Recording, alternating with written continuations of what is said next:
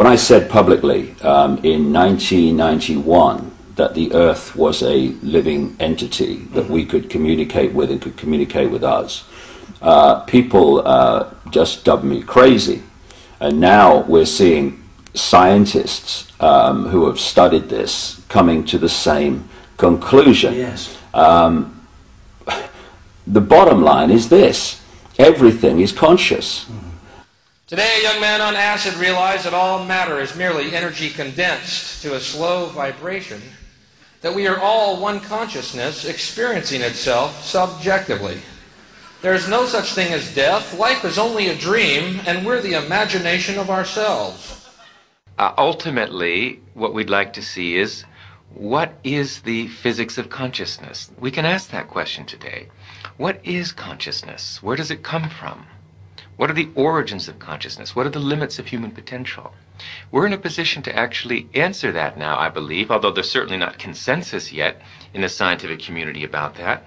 But with the real cutting-edge knowledge, the discovery of the unified field, the so-called superstring field, we now understand that life is fundamentally one.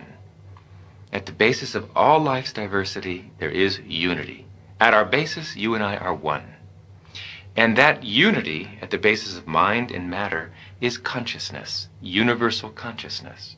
I mean, we're getting really transcendental here, but to say that our physical being is really on a very, very subtle level. It's just like the sap in a tree is the sap, and it runs throughout all the parts of the tree. Now, it's like that. Our bodies are manifesting into physical bodies, but the cause, the sap, is pure consciousness, pure awareness, and that is perfect and perfect knowledge. But we have to tap into that to understand it. And that's really why, for me, this record is important, because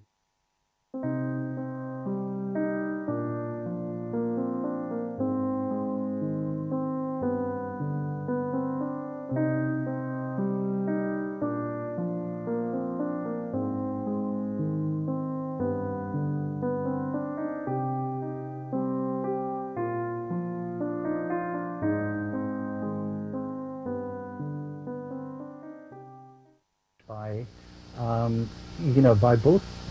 But not only that, the way the world is structured, or the way creation is structured, we have duality, which says yes, no, good, bad, loss, gain, birth, death. And it's this circle that you get trapped in. It's like the Memphis Blues again. And that's the hardest thing to to understand. What is causing both of these things? What's causing day and night, good and bad? It's all the cause, and this is the effect. So, I mean, we're getting...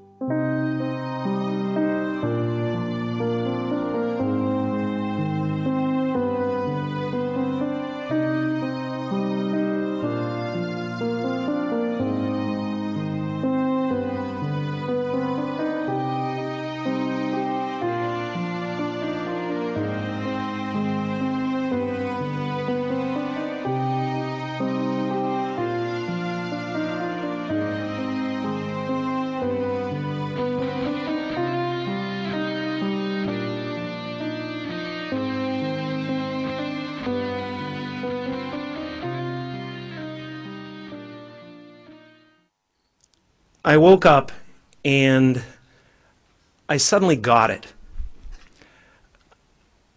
I understood suddenly how thought was just an illusory thing. And how thought is responsible for, if not all, most of the suffering we experience. And then I suddenly felt like I was looking at these thoughts from another perspective. And I wondered, who is it that's aware that I'm thinking? And suddenly I was thrown into this expansive, amazing feeling of freedom from myself, from my problems. I saw that I was bigger than what I do. I was bigger than my body. I was everything and everyone. I was no longer a fragment of the universe. I was the universe. And ever since that day, I've been trying to get back there.